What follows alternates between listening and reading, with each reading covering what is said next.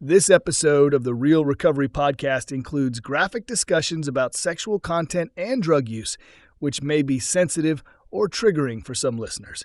Listener discretion is advised. On today's show, Real Recovery Podcast number 39, we dive deep with guest Lindsay Paulk, whose story of resilience and self-discovery is nothing short of inspiring. Lindsay opens up about a tumultuous journey through addiction, identity, and the many trials faced along the way. From navigating life in a challenging family environment to overcoming addiction's grip, Lindsay's path to recovery is marked by honesty, humor, and a profound commitment to growth. Tune in for a raw, candid conversation that highlights the transformative power of self-acceptance and community support. Hello, and welcome to the Real Recovery Podcast. I'm Julie, your co-host, on this journey of healing and transformation. Together with my co-host, Peter, we dive into the heart of recovery, sharing stories that resonate with courage and inspiration. That's right, Julie. Each episode is a new chapter in this vast narrative of recovery, and we're honored to bring them to you. But keep in mind the perspectives you'll hear are for informational purposes only and may not reflect the views of the podcast or our partners. Indeed, while these conversations can be a powerful part of your recovery toolkit, they are not substitute for professional medical advice. We encourage you to seek guidance from your healthcare provider for any treatment-related decisions. And if you're facing an immediate crisis, or if you just need to talk to someone who understands, don't hesitate to call the Recovery Crisis Line at 503-223-8569. That number is also on our website. Help is available 24/7. Now let's begin our episode Of recovery, real recovery. I'm going to welcome you to the Real Recovery Podcast. I am so happy you're here, Miss Lindsay. Well, I'm happy to be here. This is going to be a fun show, I can tell already. Our audience is going to love it. I'm Peter. That was Julie. And I've known you a lot of years. 2010. A lot of January years. 2010. And my first sponsor. And we have a lot of mutual friends. Angela. And the whole Denny, group. who's gone. And we were talking about, she led the meeting. She had that beautiful salt and pepper paste for Misty. She's around. And then Kate. Oh, yeah. And the nurse that passed away, Nurse Kathy. And Denny. Pat O.D. And Imelda. Oh, yeah. Imelda. And it just goes on. And things move forward. They don't move backwards. I actually remember the first day when you came in. It was a Friday. And I was living with Bill, and I just finished 14 months in treatment down in White City, Oregon. White City says it all. It's White City. And if you saw a brother down in White City, they were either going to treatment, in treatment, or leave you. And when I got to treatment, I was going to fly back to Seattle and start the madness all over. But there was a godshot. I have a friend named Bill. He moved to Florida. He said, well, you can stay with me until you get an apartment.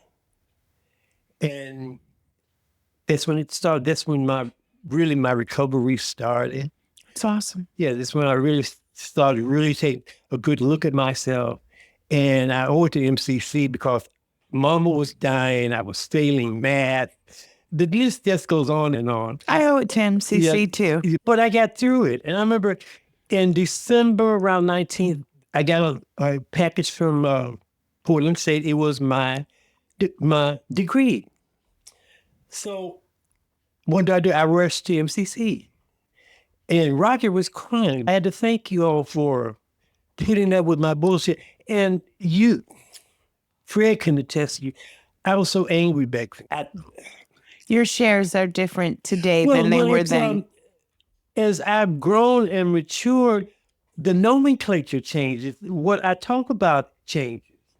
If I go to a meeting and someone doesn't change over 10 years, that tells me something right there. But when you're in this program, you change. Right. You grow. You change, you grow. The things that upset me 20,000, it doesn't scratch the surface because number one, I'm seeing the world through the eyes of a 75-year-old Black queen who has survived homosexuality, the rapes and the beatings, the extortion of growing up in Gary, Indiana, where the chef life for Sifi was not very long. to withstand the negative, because they were throwing sissies overboard on the limits. HIV, the scourge of HIV, being told you're going to die. I was being told in 1988, I had 2 years to live. Wow. To survive all of that, then to add insult to injury, to become a crack addict. And my addiction landed me on Skid Row in LA. I don't know if you've ever been to Skid Row in LA. There's nothing comparable to Skidway in LA here in Portland. They have 4 or 5 medical examiner trucks down there all the time, because someone's always dying out on the street or on these SRO. And that's where I landed. Wow. And that's where I met Joseph, my NA sponsor. And he nursed me the years. We talk every 2 months, but he nursed me, and he would let me just go on and on until I finally stopped and looked not at your behavior. I turned in the mirror and looked at my behavior. Mm-hmm. And that's why I tell people in AA, you're going to have to find someone that you can talk. I tell a lot of people, when I go to meetings, I don't know if I'm listening to you or your press agent. Yeah, I get that. Yeah. Put the best foot forward. I done this. No, all those accolades, but yet still your ass is sitting at an AA meeting. I've been to Europe. I've been such a. Then why are you sitting here? If you're all that in a bag of chips, right, why is your ass sitting here at an AA meeting? Yeah. Why? Because you was just sick as all of us. And I realized that I was sick. I was so damaged. But when you're in your addiction, you don't notice how grotesque you look. I look like Liz Taylor after she started eating fried chicken. Liz Taylor used to be the most beautiful actress in the world. But when she hit that Kentucky Fried Chicken, Quasimodo, yeah, but you have to take off those rose-colored glasses and say, damn, what can I do about this? But yet and still look like Quasimodo, but yet and still have a useful life. Right. I think this was Miss Nookie might have her intended for me to lead. I don't try to lead by example, but not to lead a decent life. And Miss Nookie is your title. Yeah, when I first came in, mention that. See, because I stopped drinking March 6th of 1986. I had 8 years. That was the highest year I was, Lindsay. 1986. No, for real. And I relapsed after 8 years, moved to Park City of all places. Utah. I was everything you shouldn't be in Utah. I was black, I was gay, I was HIV positive, and I was poor. But yet still I was able to eke out of an existence. I knew the people who owned Sears and Roebuck at that time. They just a big furniture store. And I still have millionaire friends there that when I come, they let me keep their houses while they went on vacations. And I kept 5 years, but then I thought I was okay. Then I let a man move in my house. He was crack addict. And I started smoking crack on the 17th of June of the year 2000. And 6 months later, I was homeless, wondering how I got there. Bitch, I know how you got there. It was sex and men. Yeah. And I did it over and over until October of 2008. I was like a broken record. My MO was, I could talk AA bullshit as long as my pockets were empty. I was a sucker for prison daddies who just got out. I would go to meetings, I'd be sitting there comatose, and I would hear those magic words, I just got out of prison. I said that when I went to a meeting, and that didn't happen for me. I just got out of prison. Then in my bed, the wheels stopped here. How can I get this mix? That's what I did. I bought sex. And my sponsor just said, Lindsay, what's the payoff? What do you mean? Bitch, you don't go through all of this suffering, all this misery. And he said, bitch, misery is man-made. Pain is organic. Misery is man-made. You don't go through all this pain without the payoff. Is it dick? You have to say dick? I said, yeah. He said, Miss Thing, I know you don't think you're the only one. Bitch, I know you don't. You still only wanted to hear you weep. And then she say, are you a good dick sucker? I think the word is, you'd be surprised how much lousy head there's out here on the street. She just told me that. If you're going to be a dick sucker, be a good one. Yeah. But it was pathetic. And I didn't realize just the gravity of the word pathetic until number one, I stopped drinking and using, and I started taking courses in psychology, POJ stages of development, and I realized that although I was 62 years old, I had the mentality of an 8-year-old. And I ran to my sponsor and said, what am I going to do? How can I make up all this time? Just turn it over to Miss Nookie. There you go. Yeah. Turn it over. At first, when I came to the program, I called my high power girlfriend. Bitches got offended at that. Then back in 2010, my high power was Margot with the T. And then 2012, I just said, it's Miss Nookie. Why? Because sooner or later, everybody's going to need to want some Nookie. The time past the house, and we might as well stay a while. That's cool. And I like that. With the help of Miss Nookie, with the help of friends, the help of the big book, and just looking at my behavior, not yours, but mine, and praying to Miss Nookie, take this anger, take this rage away from me, because it was something that I could not. It was out of my pay grade. Right. But I come into meetings and I see people who are angry. And because I've been there, and anger spiritually, there's no such thing as anger management. You either have anger or you don't. I had to ask to take it away from me. To take it away from me. And with the death of Joseph died July the 16th, but I didn't find out till last Saturday. I'm learning that if I just let go and I let God, He will inoculate me against all the bullshit that's in this church. I can listen to Trump supporters. They aren't Americans, they're fascists, but I can listen to their bullshit and not get upset. I can listen because they're angry. They're fearful, not me. I'm a 75-year-old black sis. That's what I was curious. How did it? Like, what was your childhood like? How did you get to where you were using and get to that point? What was your upbringing? My father was a steel worker. He was a World War II veteran, decorated. Is that what encouraged you to go into the? No, he was an ex-Marine. My mother, Freddie Jane Paulk, was a school teacher. Daddy was the son of a preacher, W.T. Paulk. And my mother's father was a preacher. His name was Harding, Reverend Harding, down in Franklin, Tennessee.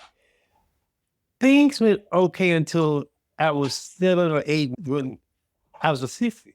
Therefore, all the beatings and the rapes and the extortions came about. I would have nightmares. It traumatized you? I went to bed till I was 17. And my parents never put 2 and 2 together that something was happening to me. I was a homosexual. One day, some fellas locked me in an ice box. They wanted to kill me. Oh my gosh. And for some reason, some threw me and they opened. I went to the woman's house, the boy's house, and she told me, you must have done something to hurt Johnny. I said, no, all I was doing was trying to. I was afraid until 18 or 19 because things really changed when my father finally found out I was a faggot. He found some pictures of naked men under my bed. He went down, took me downstairs, pulled my pants down, and pulled out his bowie knife, and with hatred in his eyes, because I hate fucking faggots. I ought to cut your dick off. And he had that hatred in his eyes until the very day he died. Wow. I was beaten up in front of him, and he just shut the door because I didn't know how to fight. And that's when it told me that I was in this all by myself. But I didn't know how to fight. I really did not know how to take care of myself. not so much physically, but take care of your spirit and take care of yourself mentally. I just didn't know how. And it was come to love. I thought if you bought someone all of these things, they would love you. Wrong answer. I went that way. And my childhood was horrible. It took me, I was telling Tony, in second grade, I was in the hospital. I had hemophilia. I was in the hospital for a month. Wow. And my teacher still passed me to third grade, which it shouldn't have happened. And what ended up, I had to spend, pay me now, pay me later. I spent 2 years as a senior because I didn't have enough credits. And even that, it was special English. I didn't know how to read, I didn't know how to write, and it just pushed me along. And it was just a horrible way to live. Yeah. And of course, college was out of the question because I was overrated. I didn't know how to earn a degree. I didn't know what it took to earn a degree. I worked in the steel mill, got fired from every steel mill. And back then in the 70s, U.S. Steel alone they employed 30,000 employees. Wow. And you had several steel mills. And I could do the steel mill shuffle. But all of them ended in disaster because I didn't go to work. And I was fired. And the way I joined the Navy, I ended up driving a friend's car out to Seattle. And back in the late 70s, I was selling plasma. And I'd go buy, you couldn't buy liquor in Seattle. You could buy these little these little airplane bottles of booze. And I sold plasma and had gone down on First Avenue and sucked a couple of dicks. And I was going up on Union, and there was the recruiter's office. And and I went in, and I wanted to be a Marine. As I said, I followed my daddy's footsteps. I went in there as real as could be. I had head was shaved, and I had 8 holes in one ear. I had a rabbit jacket on, some velour pants, some knee boots. And when I put off the jackets, I had bangles from here to there. Keep my hands on my hip and said, I want to be a Marine. Hell. He took one look at you and went. No, he said, you know what a blanket party is? I saw her. I said, is that where you go out when the country is spread a blanket before? You said, no. He said, that's when your platoon waits till you go to sleep. They take a blanket and wrap it around your midriff and they beat the shit out of you. Wow. Of course, the proof.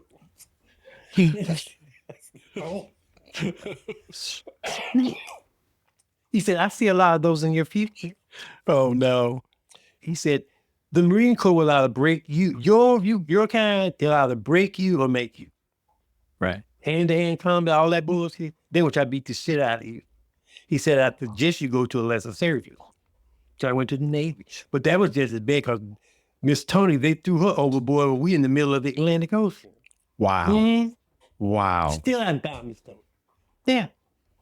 And did they do the blanket, what they call blanket? In the Navy, I was on that ship more, it was in May of 1980. I wasn't on that ship more than 20 minutes before somebody called me a faggot. However, I was 30 years old when I joined the military. I'd been to the zoo. And so I just paid no mind. I think I joined the military because I needed a daddy to take care of me. And the military, they told me what to do, and I did it. Yeah. Academically, I was unprepared. I wanted to be a quartermaster. No, you don't know algebra. You can't comprehend. So I became a cook. And I don't know, it was almost something erotic about I'm cooking for a man. A lot of men.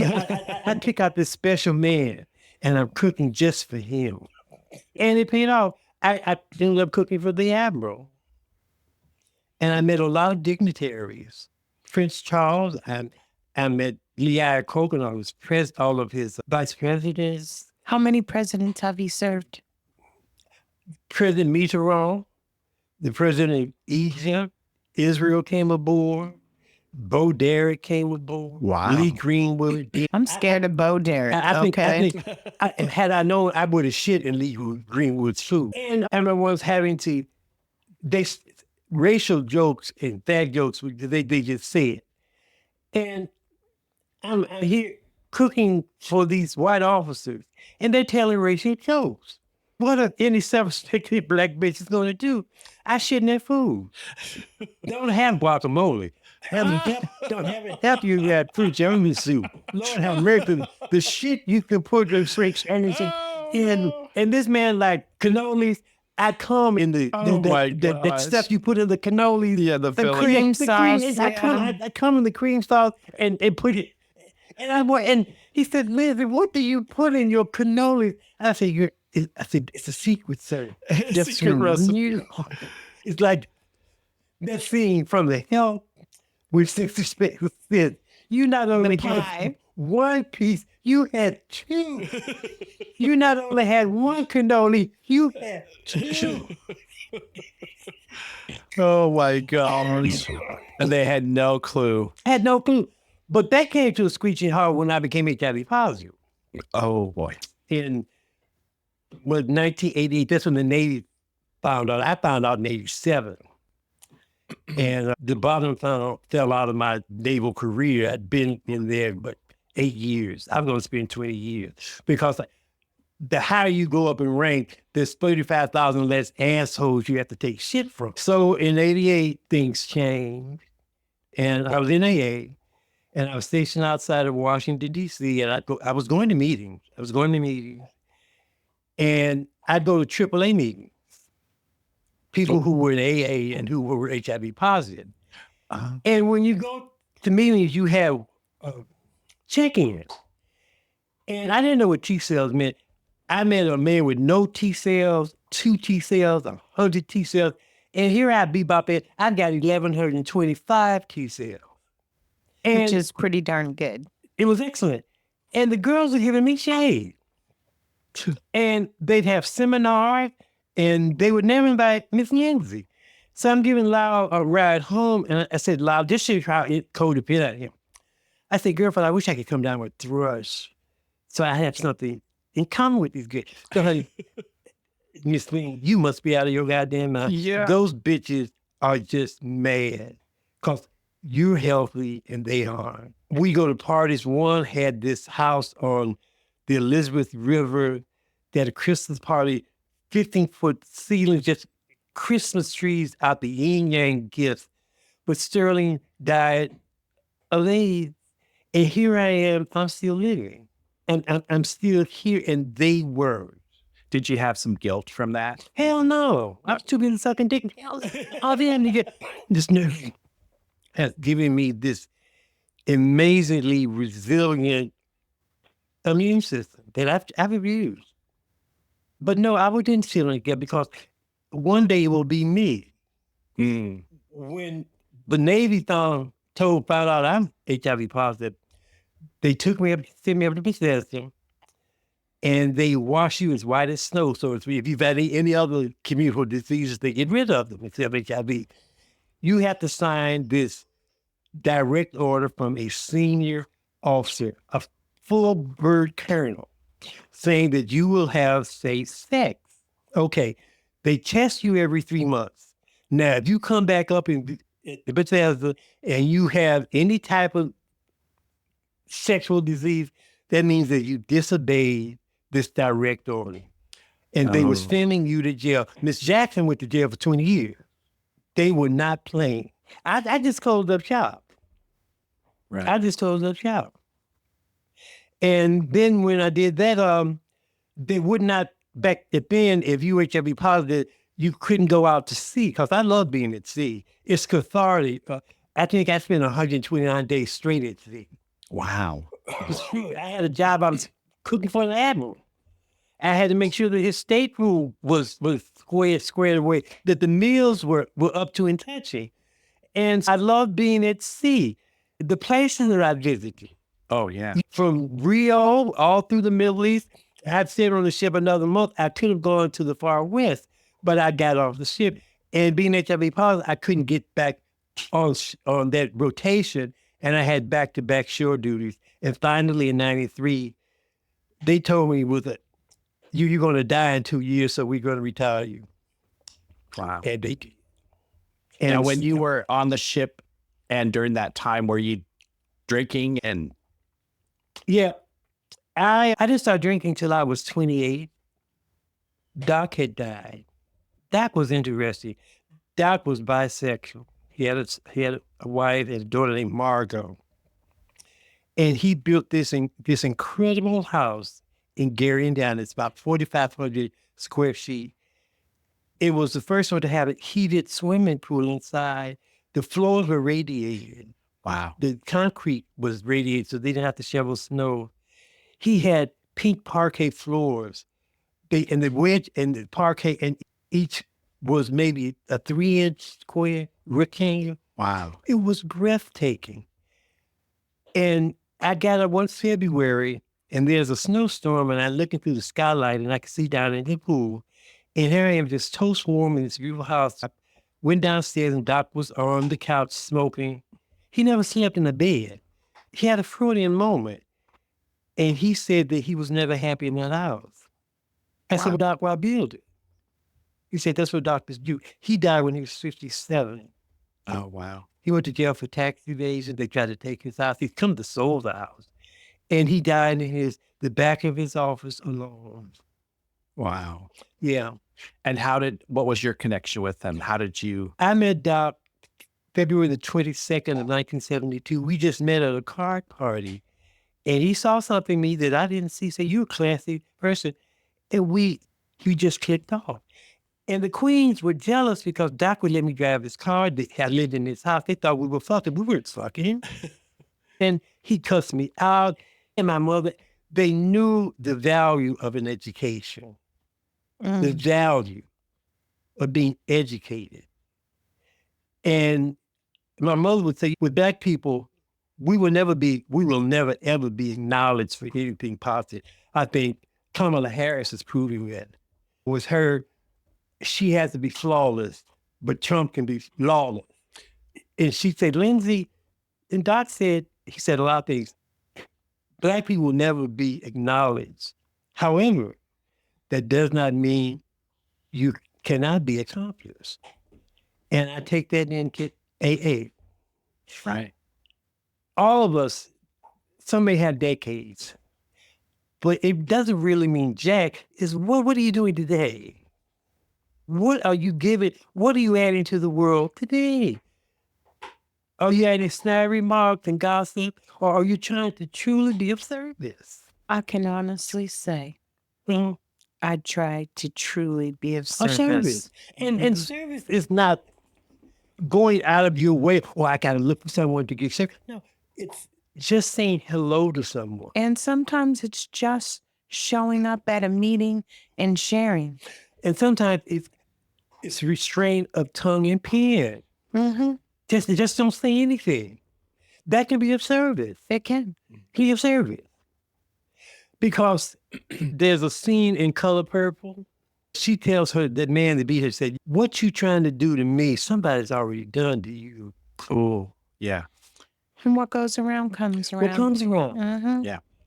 So, I am a strong believer in that. So Lindsay, when people would rip me off, sell me bad drugs, or steal from me, I go to bed, bitch, you can't complain. Remember when you rip those people off? What goes around? The good and the bad.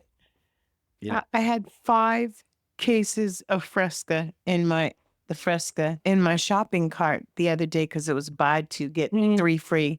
And I'm always drinking Peter's Fresca. And so I said, I'm going to get these and give Peter some. The lady didn't charge me. When I looked at the total, it was way too little. And I said, you need to charge me for the soda. And she said, yeah. And I said, I'm not getting a flat tire on the way home. Seriously, you don't pay for the soda. So, pay me now. Yeah, exactly. So I was like, you got to charge me for this soda. But I agree with you that karma does come around. It does. So when... I know you talked about Joe, NA, and I remember meeting you on your first day. Mm-hmm. When did you feel like you really belonged in AA?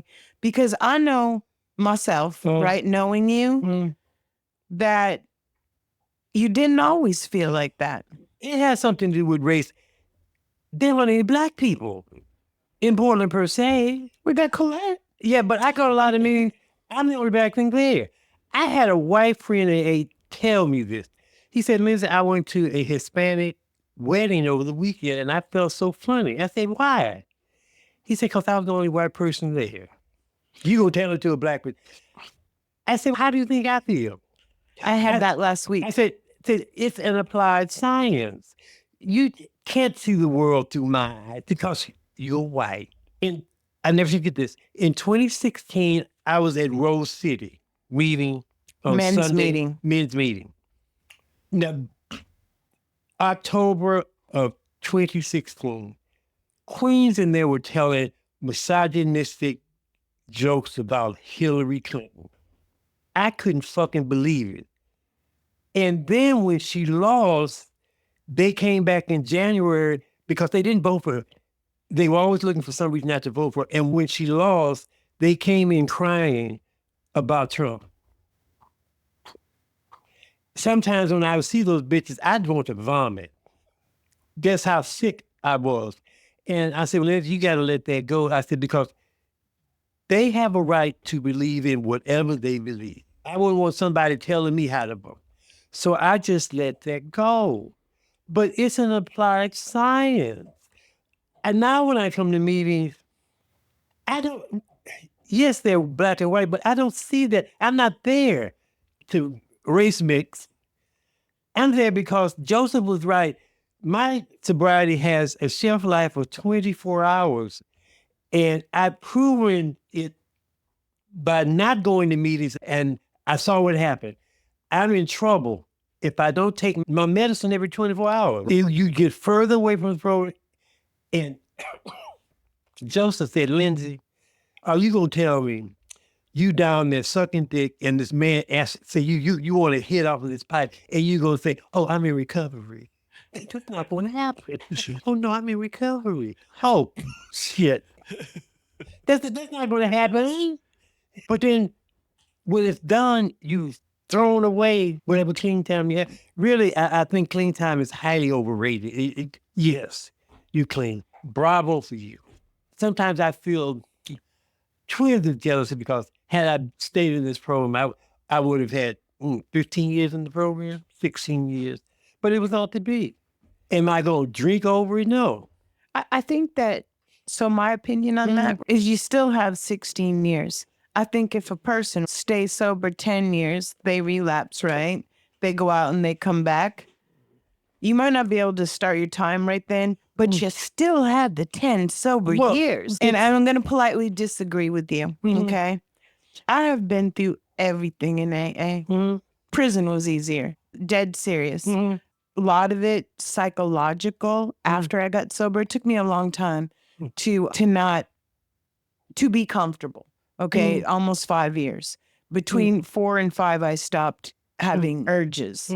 And what worked for me is I haven't gone around anybody using. Does that make sense? I make sure I don't. But I'm also going to tell you, people get stagnant, okay? And I'm lucky that right about the same time that Colette came in, I'm very lucky. That's when I went to IOP. And yeah, because Fred, you really had... You already know that I lost my job. It was COVID, and I lost Fred within 3 months. And I cried for 3 months straight because he meant more to me than my mom and my dad, you know, and I could cry about it now. But he taught me how to live my life the right way. He listened when I got this review at work from Meyer and Frank. I was at Meyer and Frank at that time, and I was just starting my career. And I got this review, and I told my mother, and she said, oh, that's great. And I sent it to Fred in the mail. He sent me a card, the first card he ever sent me, and he said, I'm so proud of you. And it went on and on. And something I was looking for from my mother, but I got it from Fred. Yeah, but for me, I believe that the continual growth, but I also believe I got a restart. And what I mean by a restart is, luckily I didn't go out and use, but when I went to IOP, and it's the same time Marty and Colette came in, and when Colette celebrates her 2 years, it's like my 2 years in 1 month from changing a lot of things, not being scared of the newcomer. I used to be scared. I'm going to tell you, it comes down to me. I didn't trust myself. Does that make sense? It comes to the thing where telling you I've never been around anybody that's used. And I'm not talking about drinking. I'm talking about used. I don't think I trusted myself enough. So I just stayed away. And I think that because of the Angelas, the Denny's, the Scott C's, that was the crew I was comfortable with. I felt safe. And AA was the first place I've ever felt safe. There's a song by James Cleveland, God's Hand, and he talks about we all want security. We've tried everything and everybody, and nothing has worked. But I put is very interesting verb to put. You don't force your way in. I put myself in God's hand. I voluntarily put myself in God's hand. Because there's no safer place to be than in God's hand. I believe that. I put myself in Miss Nookie's hand every day. When I leave the house, I say 2 tears in the bucket, motherfucker. That's my song of resignation that I don't have any control when I leave my door. But when I put myself in God's hands, I do believe that anything that comes down the pipe, I will be able to survive. When I went in the program, I was working on myself. I was earning my degree. I wasn't around a lot of using. Yes, I take that back. In the college, you're always around alcoholism. When I was taking geology, my lab partner, he was 20 years old. He had a double major in chemistry and something. But he was a redhead, and he was beet red. Redheads should never drink because they turn beet red. And he's an alcoholic. And you could smell it. Sometimes it would singe my face, the alcohol would be so bad. But I wasn't around people who were using. And you do have to, some newcomers, I guess you do have to be with a long handle spoon. Because some of them are just there to get that slip side. Some of them, what I find discouraging, they're texting while someone is talking. Because when you're talking, most of us are bearing our souls because we can't, what we say in there, we usually can't say out in the street. And then you're going to have someone text. That tells me that what I'm saying is not important. I don't disagree with you. I very rarely pick up my phone. Because it's disrespectful. I don't want to say, where are your manners? Were you brought up in a cave? Some of them can't live without their phone. I agree with you on that. And I want to say that we both went to PSU. I love that. It was the best thing I could have done. I enjoyed it. I never got drunk until I was at PSU. A lot of the youngsters were drinking, but I don't know. I was going to meetings and I was doing what I had to do to earn my degree. I know. I was so proud of you. And when I earned my degree. And this was when the meeting was at MCC. And just to clarify, because some people don't know, MCC was a church that was off Broadway in 24th. Broadway and 24th. And actually, that's the church that I got married in, which was really cool. But I never went there when the meeting was there, because the meeting then moved to the Sunnyside location that we go to now. When the church got sold, because it was their biggest value church, the real money they had was in the property. The church. And so they sold it for a couple mil. But that building next to Sunnyside, they want almost $1 million, that black and white house. Oh, I know which one you're talking about. And it will always be here because AA is spiritual. No offense, inpatient treatment doesn't work. IOP doesn't work. I say that because those people aren't there because they want to be there. They're there because they're being paid. And I'm not going to disagree with you, but I was very fortunate. I went to IOP sober. So I was able to, one, process the molestation that I had never processed. I got to learn that I ruminated. I didn't know what that word even was before I went to IOP. I did not. I swear to you. And I would think of something over and over again. And then I also learned meditation there, which I knew about it, but I hadn't done it. and doing it in the group. But I was the only person in my group that went there sober. So for me, and then the second... Well, it worked for you, but... No, the second time I went for anxiety and mental issues and wasn't with anybody using. And I learned even more the second time. And I think what history has shown us is that none of those work by themselves. And you got to find something after. It's a combination, and you need to have a path from A to B to C to D. And that's where some of these recovery centers we've interviewed and talked to. Well, that's where Colette has really stepped up. That Tuesday night meeting, trying to get them from treatment to a 12-step program is huge. Yeah. If you take 100 acts, if you're lucky, 5 will succeed. Right. The other 5, recidivism rate, until you don't see them anymore. That's just a cold, hard fact. And I think inpatient treatment, I think it looks good on your resume, but it doesn't work because you've got 28 days or 60 days to figure out the shit that's been going on for 40 years. And you just scratch the surface. And I will say that treatment, it's not,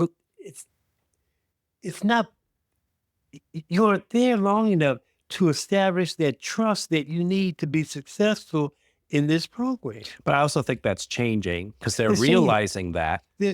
And I think places like Fora Health, who do have a real path from getting into treatment, getting back into 5 months, getting housing, getting work, and then getting a program together to take you outside of that treatment center. That's the thing I like about Shepherd's Door as well. Shepherd's Door brings you in for a year, and then they teach you a skill. The men learn how mechanics, the women get a culinary experience or different experiences. They help you get opportunities on your renting record removed. I do think that short term, like you're saying, but I do think they're realizing. Yes. And the longer programs, the longer you have structure and meetings and stuff like that, I think the more successful you are. For me, it was prison, okay? I knew better when I relapsed in 2019. I knew better. It was no excuse. It was a choice. They say, when you do better, when you know better, that's a goddamn lie. I knew better, but yet until I did it anyway. And for me, it was sex. Sex was the linchpin. I'm going to tell you, I've seen that with a lot of people. Yeah, and they don't want to talk about it in meetings. They don't want to talk about sex, period, in meetings. They don't want to talk about meetings, and that's why they're there. You meet this hot guy, and not everybody who's on their ass are addicts. You have people up in these West Hills, and these beautiful homes who are addicts, who can buy the best drugs.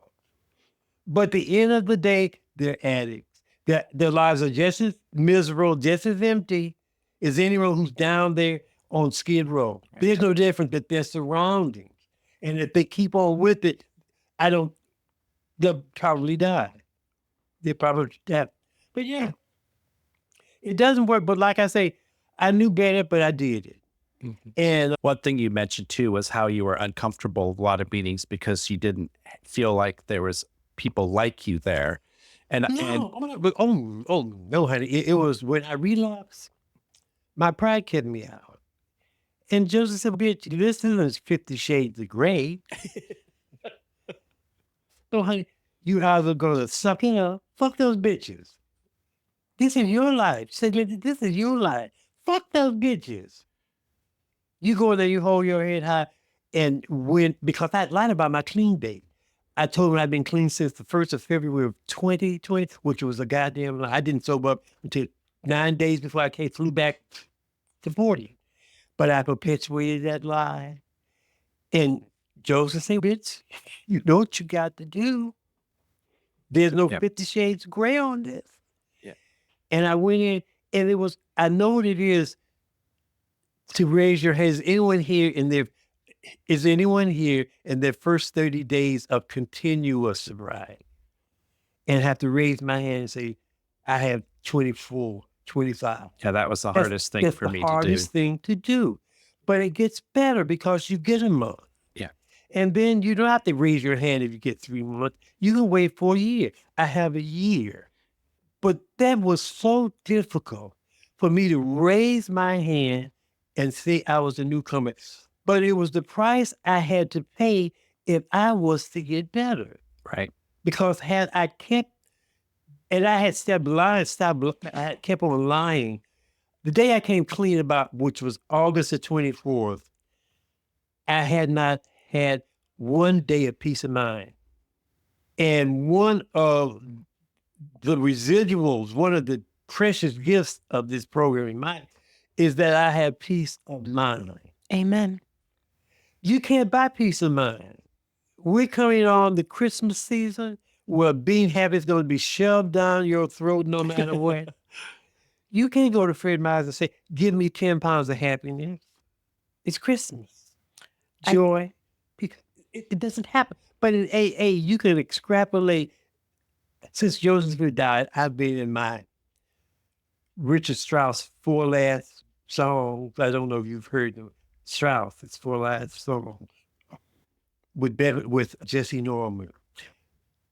This is not anything racial, but I can tell a Black soprano's voice from a white soprano's voice because it's this layer, this timbre that it's thicker.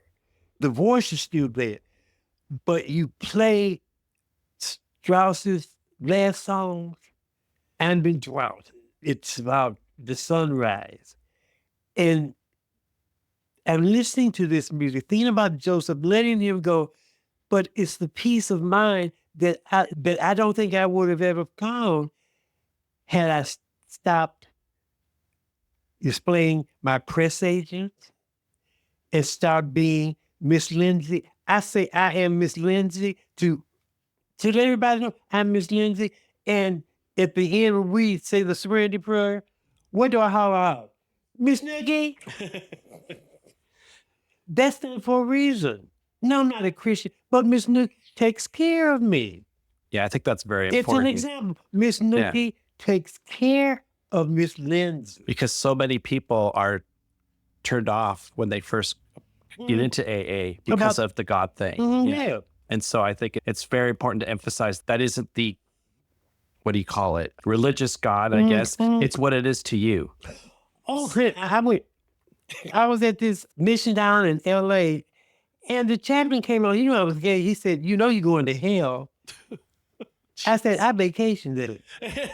What a thing for a chaplain. I said, honey, I vacationed there. And if you look at it, all the suffering that we collectively have gone through, we have vacationed there. I sure have. And if you relapse, it's right there. I'm scared. I'm not. I'm scared. No, I'm not scared of relapse. What I'm scared of is not making it back. I'm so grateful that you made it back. I was an IV drug user with fentanyl and stuff. I'm scared. Look, couldn't handle it. You just never know. And this week, sometimes I've had to start my day over every 15 minutes. I've had, really, because of the grief. Yeah. But also grief has inoculated me against all of the bullshit, this Trumpism, all that shit. It's really not important. What's important is that I deal with what I have in front of me. How am I going to stay clean and sober another day? And sometimes they would be 15 minutes. Right. And I have comorbidity. I can quite easily go home and make me a carrot cake, knowing that, girlfriend, you have diabetes. Sugar doesn't kill you. It's the carbohydrates that'll fuck you up. I can do that. Or I've got another $600. I must say, from my audience, or our audience, right? You can cook. But then I said, well, Miss Nookie, you got an extra $600. Let's go on Grindr or Ms. Red and see what delectable pieces I can invite over. Coach Dick would be at my door within the hour. One Christmas, I had a fantasy. I wanted to find a naked man under my tree gift wrap. Yeah, it cost me $600. He bought the wrapping paper. Yes, Oh, is this all familiar? Thank you, Santa. Thank you, Santa. There is a God. Yeah, yeah, and yes. But see, I have other addictions.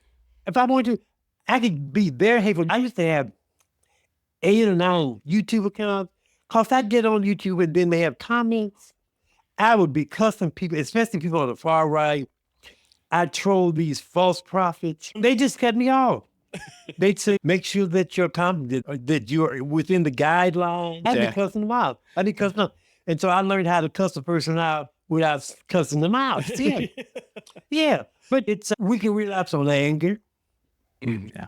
There are a lot of ways our addiction is like playing whack-a-mole. You can be addicted to more. I had a question then for our audience who's listening. Who is Joseph? Joseph was my NA sponsor. Okay. I met him in 2002. Love with this bodybuilder. His name was Tim. Beautiful body, no dick. Joseph said, girlfriend, all those potatoes and no meat. All those potatoes and no meat. Joseph lived on Skid Row. And he said, he said, my clean time only has a shelf life of 24 hours. Okay. He went to prison.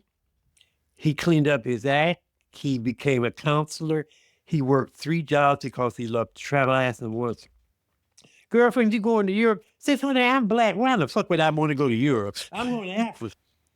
And that makes sense. Listen, why the hell would you want to go to Europe? You black, honey, go to Africa. And it made sense. But he lived on Skid Row. He was an advocate. He always tried to go to where the addict was to a certain extent. He wasn't going to let him live in his house, but he would try to help, not to hinder. And 27 years of program, going to work at 3:30 in the morning, steps outside his house, walks to the block, tries to cross the street, and is hit by a driver who didn't stop. Oh. The driver stopped. The street was one way. They hit Joseph, turned around, saw that he was dead, then turned around again and left. So that shows me that you can dot all your I's, cross your T's. But you don't know. You just don't know. And I used to tell people, you continue to use drugs, this is not going to end well. I have to amend that. Just keep on living. Life is not going to end well, because you will die. We all die. Right. And Joseph was 65 years old, and they showed him being hit. And not the exact moment he was hit, but I was able to be with him those last few seconds while he was here on this earth. Wow. Joseph tried to do good when he could have been down there doing all the evil, but he said it doesn't work. He did good. He did well. He did well. And wherever Joseph is, I hope he's happy. And if I went out, I'm quite sure Joseph said, bitch, what the hell are you doing? Bitch, I ought to slap your ass in the next week. No, what are you doing? What does that solve?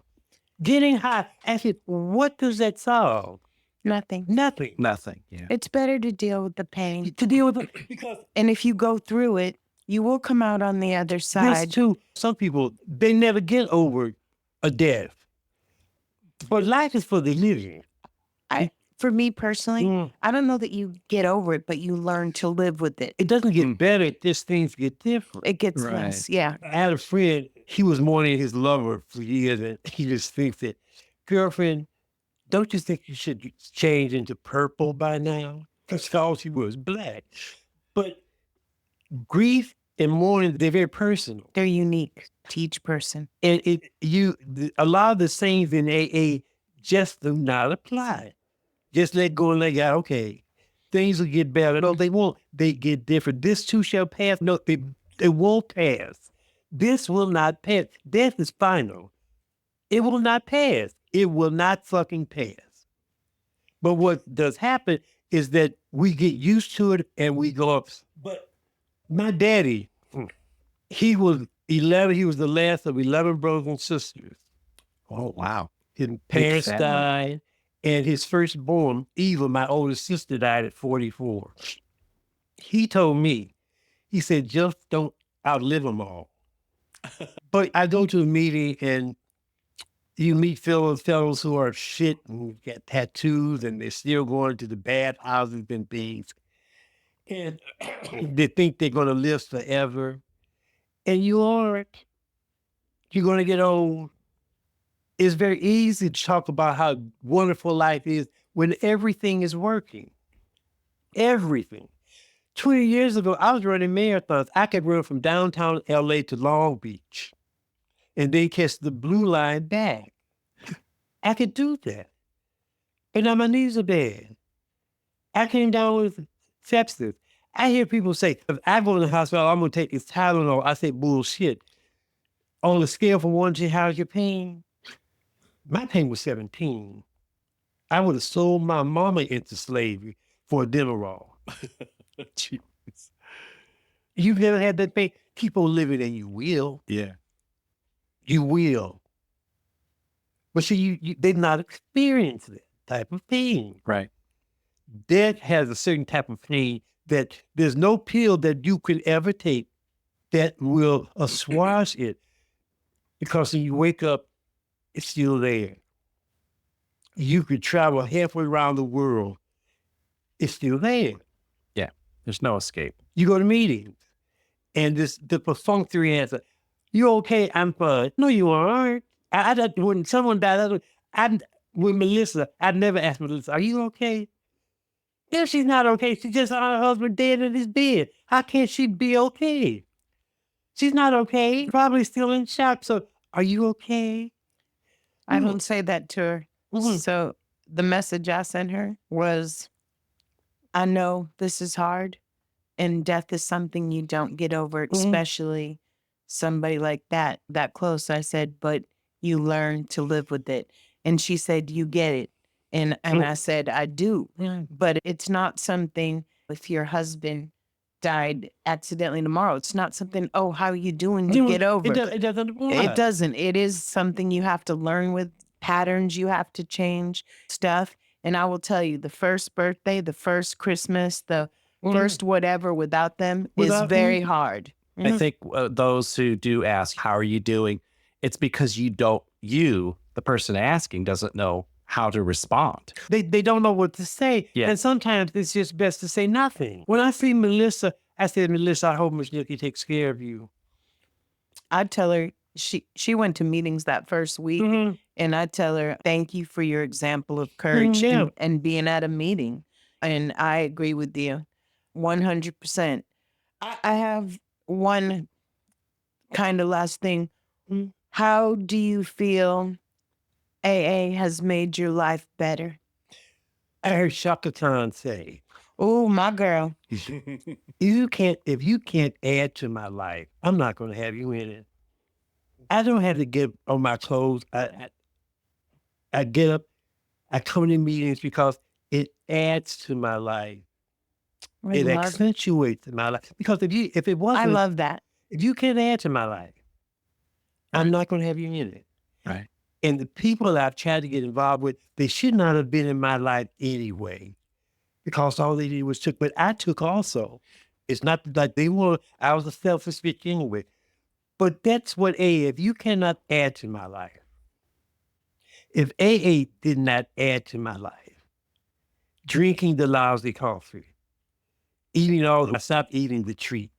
If it gets cold in the wintertime and it's hot in the summertime, but it's an hour. It's an hour for me to take my medicine, because when I leave there, I'm going to run into people who don't want to add to my life.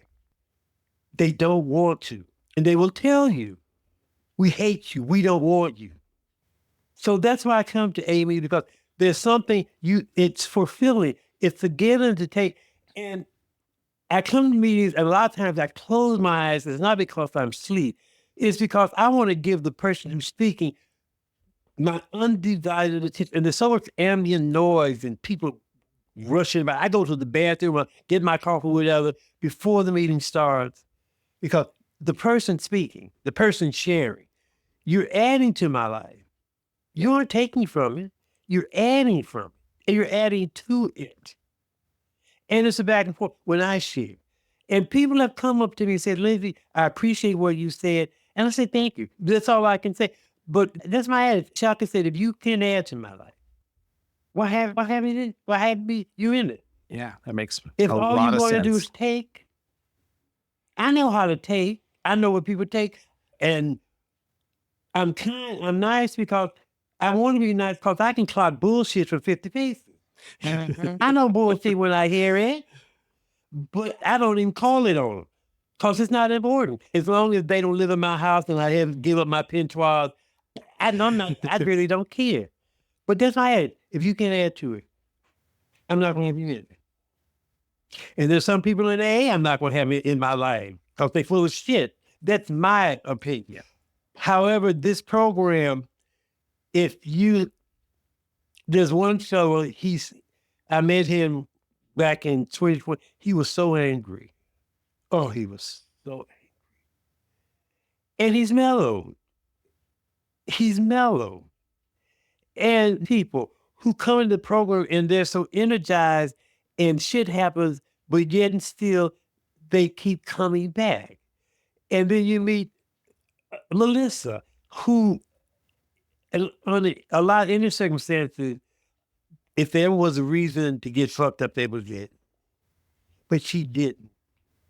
The people we have lost, who was that flight attendant that we lost? He killed himself.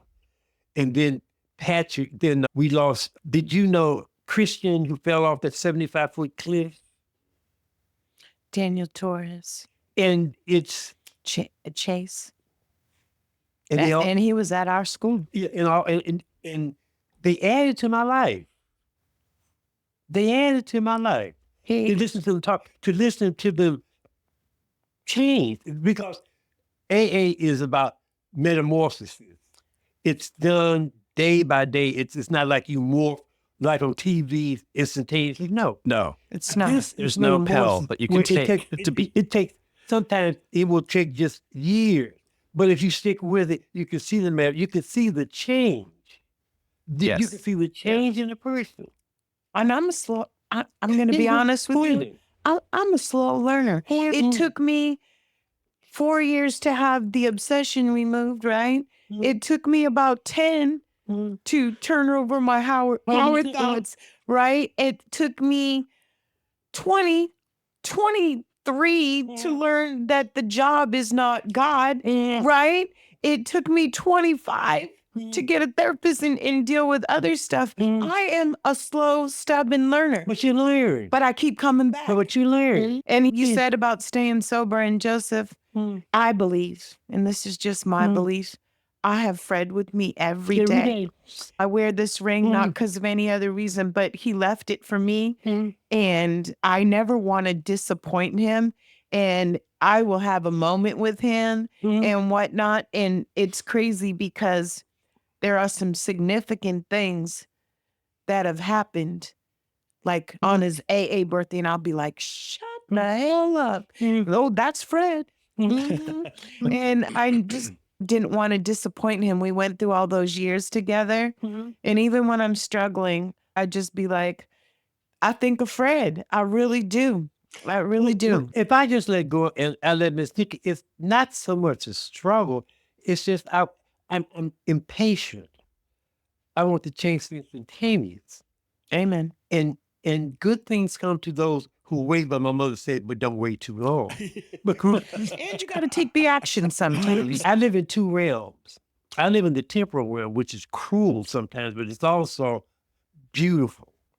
The temporal world, where you can solve a complicated math problem. X equals so, you've done it. Learning music, you've done it. That's the temporal side. But then it's the spiritual side, the other side, where there's peace of mind. We talked about acceptance today, that we've learned to accept the things as they are and not as we would hope them to be. This story, this man used to just denigrate his wife. They've been married for 35 years, but it took him decades to learn how to appreciate his wife and himself. And I'm to the point now where I don't know how I'm going to divorce it. But Miss Lindsay, if you can't add to Miss Lindsay's life, why be in it? I don't disagree with And how do you, bitch, why be in it? The old Miss Lindsay wants I can get drunk. Miss Old Lindsay wants to spend the money on escorts. All Miss Lindsay wants to go down there. It's nothing worse than the old fat queen at Steam or Hawks. There was a time when I could wrap one towel around me. Now it would take 3. No, what you do is you get the extended basket. I wouldn't go unless I had all the drugs. Because if you were like Quasimodo in the bathhouse, you got drugs, you're the belle of the ball. Yeah, exactly. Oh, But, yeah. but that's the hardest thing. If you can't add to Miss Lindsay's life, why be in it? Yeah. And that's the conundrum I find myself a lot of times. How do I divorce that? Distinguish the good Miss Lindsay and the bad Miss Lindsay? Because there are two. Sometimes I think they're symbol that now are all about Eve. I've heard both of them as well. But yeah, I have to apply that to myself.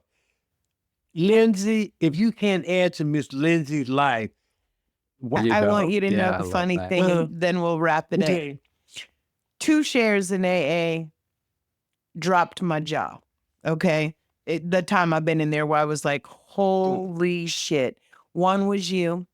You came in, and this was when you were newly sober. And you came in and you talked about you don't want no rancid meat. And I was like, my mouth hit the floor and whatnot. And I was just like, holy crap. And then the other person, they came in and they said, shouldn't have gone to the bathhouse, got syphilis for the 3rd time. And I was like, and you're sharing this? Wow. So anyway, those have been my 2 shockers. So I appreciate that. And If I can say something and it will keep someone sober, I'm not trying to say that I have any powers, but after what I rehashed today, Right. and I come in and there was a fella, he had trouble sleeping. I said, are you sleeping better? He said, I said, I do. I said, I do listen when I come to meetings. That's a part of not only just to bloviate, but to listen. Listen. When someone, and you can't do that if I'm texting, but I asked him, how are you sleeping better? I asked Jimmy about his job. Jimmy, you good to meet you today. He just got a job. He was apprehensive. I said, you're going to be finding Marty. He started his job as an X-ray technician. I said, girlfriend, he said, they're not paying me. I said, well, girlfriend, consider yourself, you're doing your residency. exactly. They're going to work the shit out of you for you, but once you come out of there, you'll be able to be comfortable for the rest of your life. And the other thing about listening, right? I can go to a meeting sometimes. What they say don't mean nothing. What they say, right? But I gotta listen for what I need that day, and I don't want to miss it. And I will tell you, it was a newcomer from Australia that said something the other day, and I was like, that's what I needed today. And who would have known it came from the guy with 21 days? Yeah, I can't think back to a meeting that I haven't heard something. That you needed. You needed to hear. Yeah. Me Get either. you through the day. Me either. Because you listen. Because you're listening. Yeah. I can't be texting. Because I have to listen because this will save my life. Or not only save your life, right? There's some things that I'll be like, man, I'm like that too. And then there'll be other times where I'll be like, that really soothes my soul to know that I'm not the only one out there suffering. I love that when somebody, and I'll be like, thanks for saying that, and I'm not the only one. It makes me feel better. You said it beautifully. Am I going to get something out of it? If I ain't going to get something Well, out of like, it, then why am I here? Just say, what's the payoff? Yeah. There's got to be a payoff. Yeah. But then I've seen queens with 20 plus years, and they are the angriest bitches that I've ever seen in my life. Angry, rude, gossipy, 20 years in the program. And I said, bitch, how can I put it? Shrews going over no graves. And yeah, I seen this in the program. Shrews growing. And I'm looking at it, what? And I asked my, why the fuck are you here? Why? What are you getting back? Well, I've got 20 more years. I say to myself, honey, if I'm acting like you after 20 more years, this boy slit my fucking throat. Growth is the key. Yeah, but see, it's metamorphosis where it may take 30 years, but you keep trying. I think it'll take a Because lifetime. one day you won't be here. It's done. Mm-hmm. Death is so final, but you keep trying. No, take that back. Try is not the right word. You do. There you Well, go. and that's why it's progress, not perfection. I can try all day to pick up that cup, but I have to pick it up. No one would try. You do. I'm working on a piece. Oh, it's Cuban music. It's Melodynia. And it has a cadenza for the left hand. Oh, I practiced on the grand piano, and the sonority from middle C all the way down, you think it was Steinway.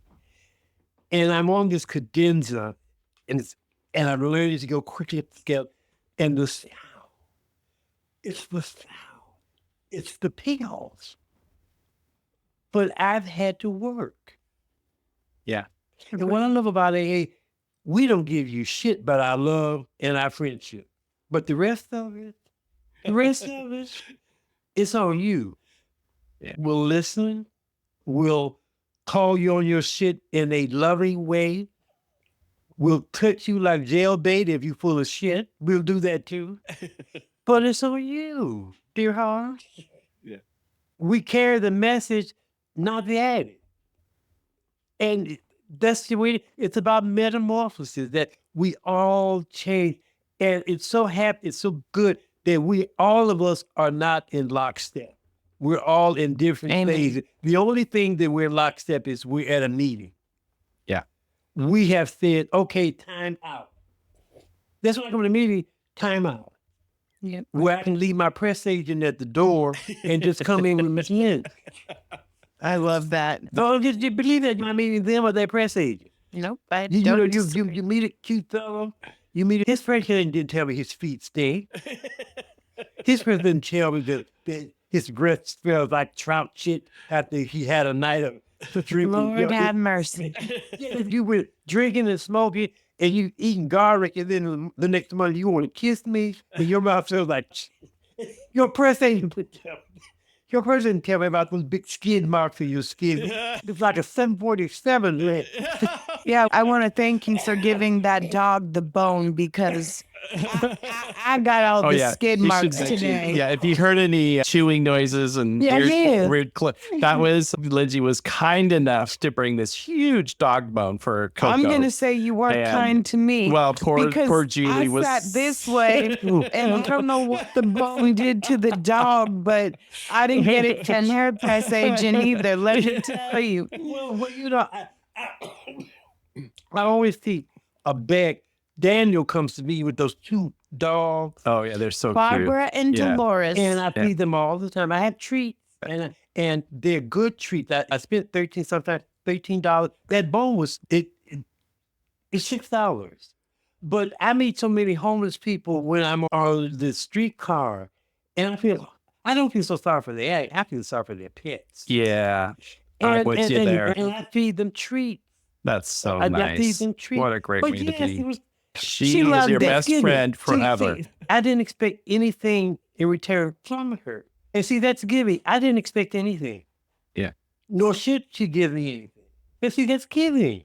It is. And what I'm thankful that I have enough money that I can give back. Yeah. Well, Great I way to agree with live. you And about the I pets hope I thing, too. added to her life. I know you've added to our life, and I think you've definitely added to our listeners' lives. So They're my gonna, thank you. they're gonna I wanna enjoy. thank you. I Yeah. hope you invite me back real soon. I know there's a lot more that we can't cover in an hour of your story, so I can't wait to Well, you hear know what more I love about details this? in the future. And I want to thank you for taking time out of your Oh, day. no, I'm retired. But see here, I didn't have to listen to 1 minute, Wait, where's my gong? I forgot to put my gong out. 1 minute. Didn't I tell you that? I said there's no wrong, there's no right. Yeah. We'll have a conversation, and you can tell your story. Yeah. And we can had a have you feeling- back when we have a round table on a subject or Yeah, something. yes, I'd love to do I had a this. feeling this is just part one. Yeah, of because many what's parts. really good is that we like to, just like recovery, Yeah. we've done NA, we've done AA, we've done Sobriety, we've done a lot of Turn that different on. things, just like we've showed you where true colors is, right? Well, you know, For the younger people, we showed them where 4D is. What I'm just saying here is that we respect everybody has their own program. And Right, exactly. we have to. We're all different. Yeah. But it's about change. And if you are unwilling Amen. to change, then why are you here? Words to live by. Why are you here? Agreed. This is Julie from the Real Recovery Podcast. And Peter.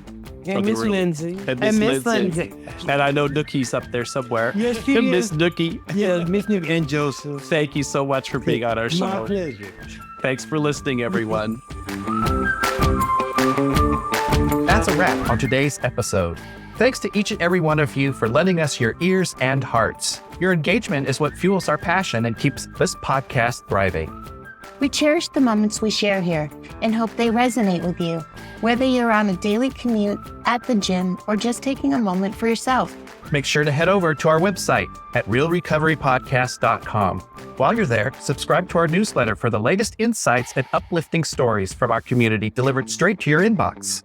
Click that subscribe button on your favorite podcast player too, so you can keep up with every new episode. It's your support that keeps our conversation alive and meaningful. And if our stories have touched you, consider using the donate button on our site. Your contributions, no matter the size, are deeply appreciated. They help us continue our mission of sharing hope and healing. Join us beyond the podcast and follow our journey on social media. Find us on Instagram, Facebook, and on X, formerly known as Twitter. All the links are on our site, so you can stay connected and be a part of the Real Recovery community every day.